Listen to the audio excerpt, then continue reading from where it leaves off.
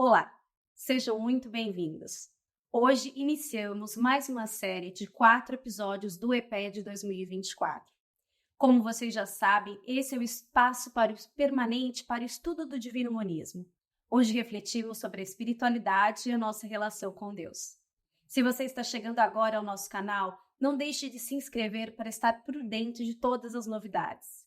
Também não perca a oportunidade de assistir aos episódios anteriores dessa bela série, com tantos conhecimentos e a presença de amigos que estudam e compartilham os ensinamentos recebidos com muito entusiasmo. Apresentaremos, ao longo do ano, um total de 21 obras de Oswaldo Polidoro, sempre com a intenção de divulgar os ensinamentos contidos nesse material que é tão rico e despertar em você a busca pelo conhecimento espiritual. Eu sou Carolina Buzo e vou guiá-los através da emocionante história relatada por Oswaldo Polidoro no livro As Margens do Mar Morto. Esse é um livro muito especial que traz uma história emocionante, cheia de conhecimentos e reflexões. A obra traz uma série de conceitos importantes que valem a leitura de cada um de vocês posteriormente, mas eu vou tentar trazer algum desses conceitos ao longo da nossa história. Você pode baixar de maneira gratuita essa e outras obras de Oswaldo Polidoro no site conhecerparatransformar.com.br. Mas, se preferir, pode enviar os seus dados para o WhatsApp 11 9 11 32 0077 e receber também de maneira gratuita o livro As Margens do Mar Morto aí na sua casa. E então, vamos juntos?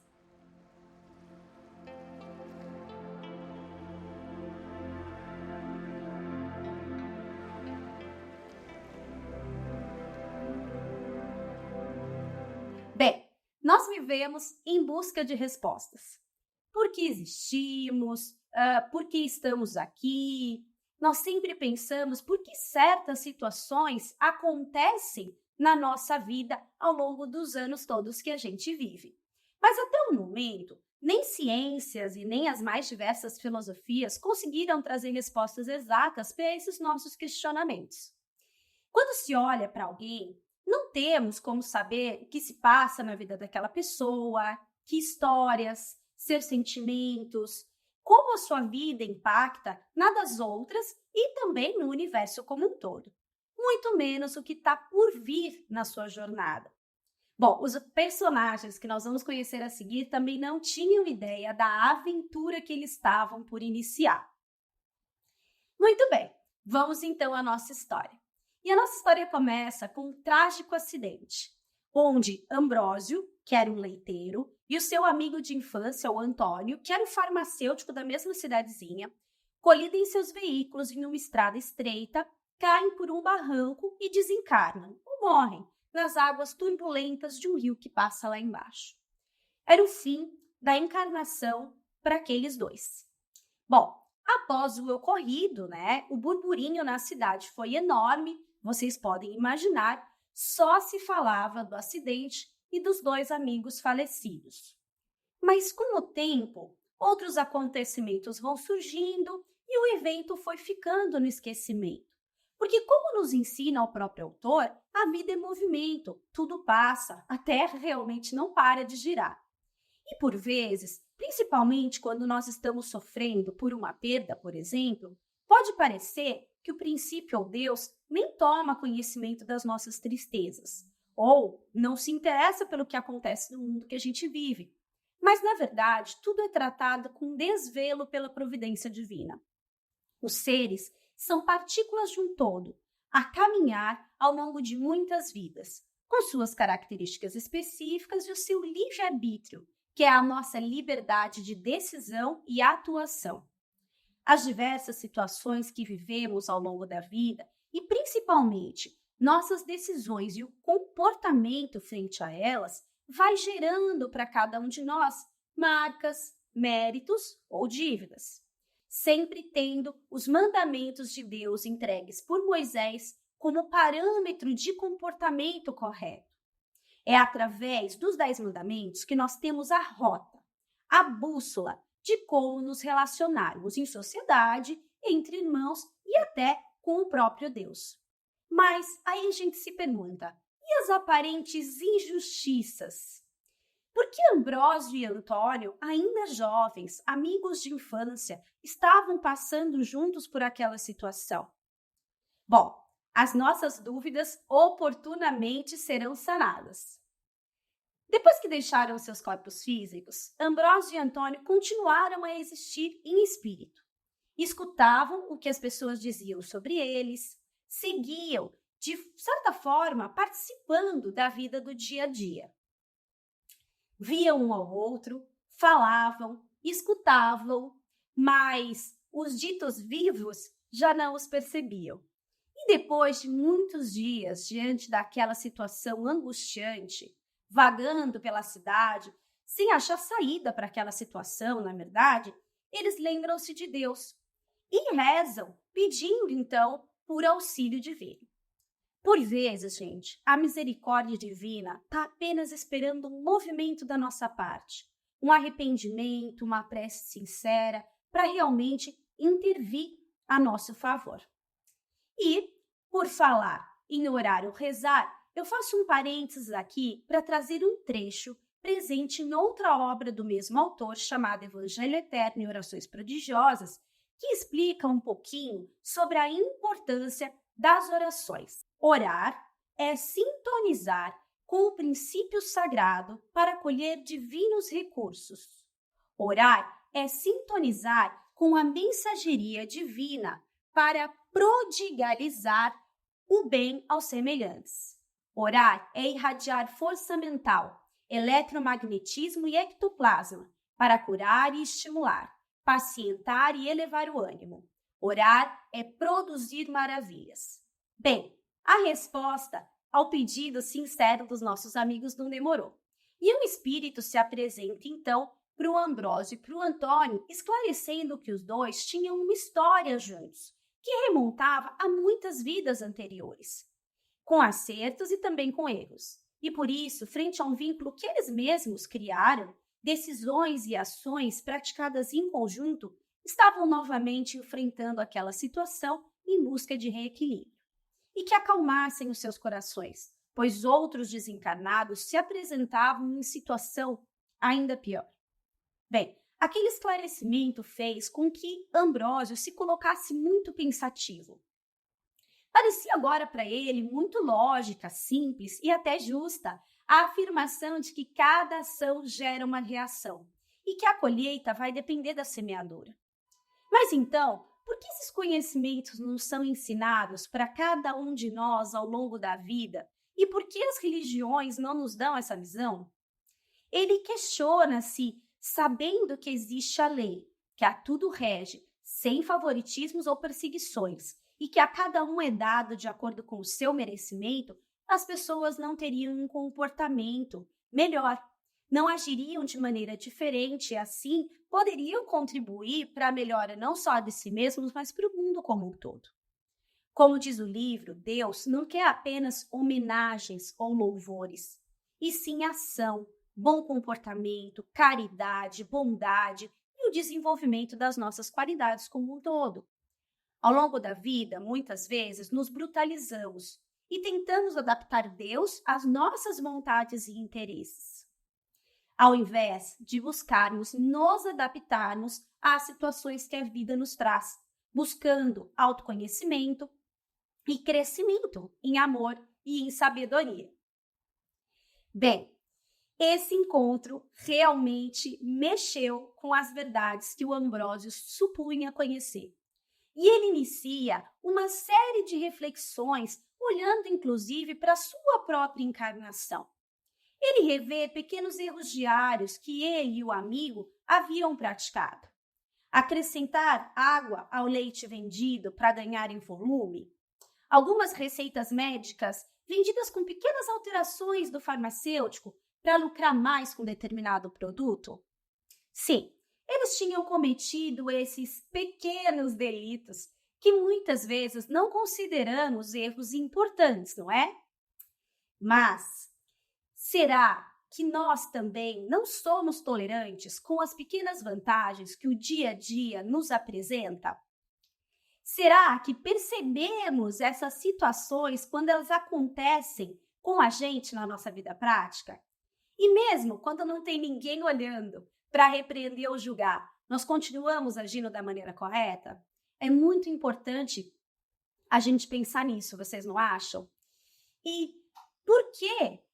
Se a gente for pensar, a justiça divina é íntima a cada um de nós. Nossos atos e pensamentos ficam registrados em nós mesmos. Não há necessidade de juízes externos em Deus. Nós somos autores do nosso próprio destino. E como diz Oswaldo Polidoro, quem desejar a luz, acenda por si mesmo no seu mundo interior. Nossos amigos, por falta de conhecimento e sem saber como sair daquela situação, seguem vagando então entre os encarnados, causando certo mal-estar, desordem e até algumas vezes assustando as suas viúvas. Elas decidem então, as viúvas, procurar Belarmino e Fortunato, que eram duas pessoas conhecidas na cidade justamente por tratarem com o espiritismo, assunto que elas mesmas nunca haviam procurado conhecer. Bem, o Belarmino discute sobre os desencarnados com uma das senhoras do seu grupo de reuniões espíritas, a Jasmine. Jasmine era uma mulher negra de aproximadamente 60 anos, com condições financeiras muito simples, mas com um grande mérito espiritual, e que colocava sua casa à disposição para a realização das reuniões e das orações. Bom, o Ambrósio e o Antônio são então atraídos à casa dessa senhora. E lá encontram outros espíritos desencarnados, sendo convidados então a aprender e participar nos trabalhos de auxílio aos outros irmãos ainda mais comprometidos pelos seus atos em vida. E algumas frases interessantes de um dos mentores da casa que os acolhe e que confirma toda a reflexão que fizemos anteriormente são as seguintes: quem não se eleva durante a vida terrena, ao morrer, fica chumbado à terra. É por ignorância que vivemos a pedir aos céus os recursos que temos dentro de nós. Para ter, é preciso conquistar, e a suprema conquista é de ordem totalmente íntima. Incrível, né? Bom, e quase 6 meses após aquele triste acidente, os dois começam a reencontrar a paz e a sorrir novamente. Por certo tempo, os nossos amigos ficaram ali, naquela residência humilde para os parâmetros da Terra, mas tão grandiosa em ajuda aos espíritos necessitados. Puderam presenciar os guias e trabalhadores espirituais auxiliando irmãos que chegavam pedindo por ajudas das mais variadas ordens, por não terem, em vida, se preocupado com o amor e o comportamento correto.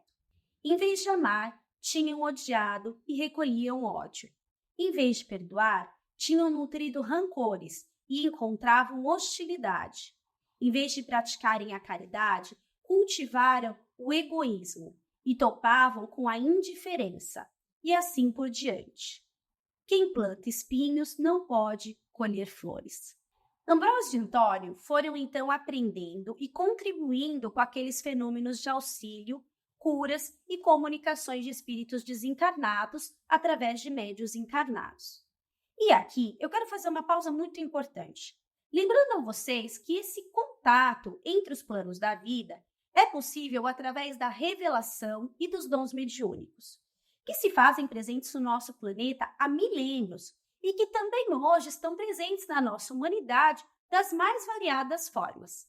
Um exemplo que a gente pode mostrar está contido na Bíblia, lá em Coríntios. Porque a um, pelo Espírito, é dada a palavra da sabedoria, a outro de ciência, a outro a fé, a outro o dom de curar, a outro a produção de maravilhas, a outro a profecia, a outro o discernimento dos espíritos, a outro as línguas diversas e a outro as interpretações.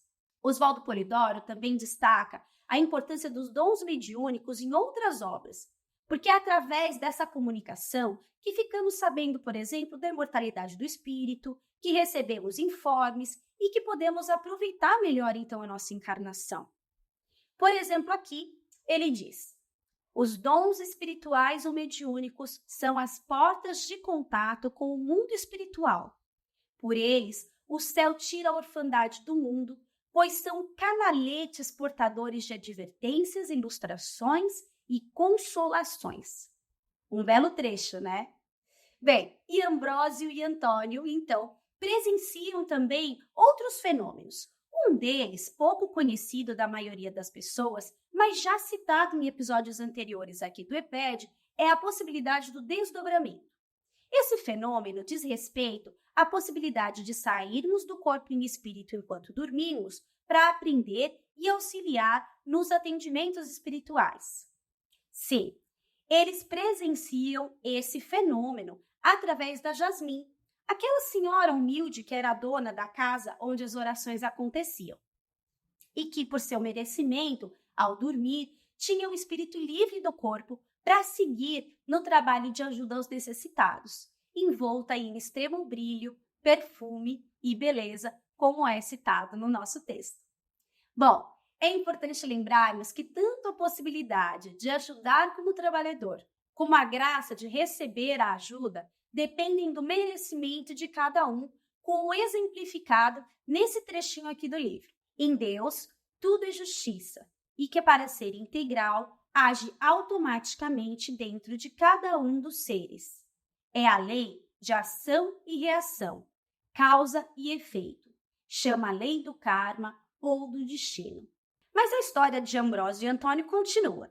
E já detentores de certo merecimento, a convite de um velho espírito chamado Marta, os nossos amigos partem da Terra para os planos espirituais. A Marta informa que é chegado o momento dos dois conhecerem certos fatos e recordarem situações ocorridas lá em dias muito longínquos, porque era chegada a hora de ressarcir esses débitos do passado e continuar assim com a sua evolução. Bom, ao chegarem na região espiritual a que eles pertenciam antes de encarnar, o Ambrósio recebe a oportunidade de visualizar parte desse seu histórico ao longo de muitas vidas já vividas. E como isso se dá? Lembra que nós conversamos sobre isso alguns minutinhos lá atrás aqui na nossa apresentação? Bem, através de ações, pensamentos e sentimentos, geramos registros vibratórios e energéticos que marcam tudo ao nosso redor e também a nós mesmos. O acesso a esses registros pode sim ser realizado através do fenômeno da psicometria, como já vimos em episódios anteriores da nossa série, e também no plano espiritual como ferramenta para revisão e conhecimento de situações e atos. A ideia aqui, gente, não é gerar para o espírito sofrimento ou sentimento de culpa pelos erros que foram cometidos. O intuito é instruir e ilustrar, para tomarmos conhecimento sobre a nossa história e como ela nos conecta a de outros espíritos, e que aí sim, as injustiças, na verdade, elas não existem. A ideia é conhecer a nossa história para entender diversas situações e de quais formas podemos nos reequilibrar para poder seguir adiante na nossa própria evolução. E é através desse processo que o Ambrósio tem a possibilidade de acessar e rever uma das suas vidas pregressas na região do Mar Morto, lá no Oriente Médio. Essa região hoje é situada ali nas proximidades dos territórios de Israel, da Palestina e da Jordânia. E o melhor, na mesma época em que Jesus estava ali, muito próximo e encarnado. E o que será que ele vai descobrir? Terá sido uma encarnação proveitosa para o Ambrósio? Terá ele se comprometido? Eu garanto a vocês que uma grande surpresa está por vir aqui na nossa história. Por isso, não deixe de assistir ao nosso próximo episódio para saber o que acontece com o Ambrósio e o Antônio e como a sua encarnação lá há 2000 anos se cruza com a história do nosso divino amigo Jesus. Eu garanto para vocês que grandes emoções nos aguardam nessa linda narrativa.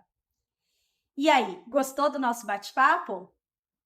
Pois então, fica o convite para você curtir o nosso vídeo, mandar os seus comentários e compartilhar com sua família e amigos para que eles possam, junto com a gente, seguir nessa jornada pelo conhecimento espiritual. Eu espero por vocês. Até lá!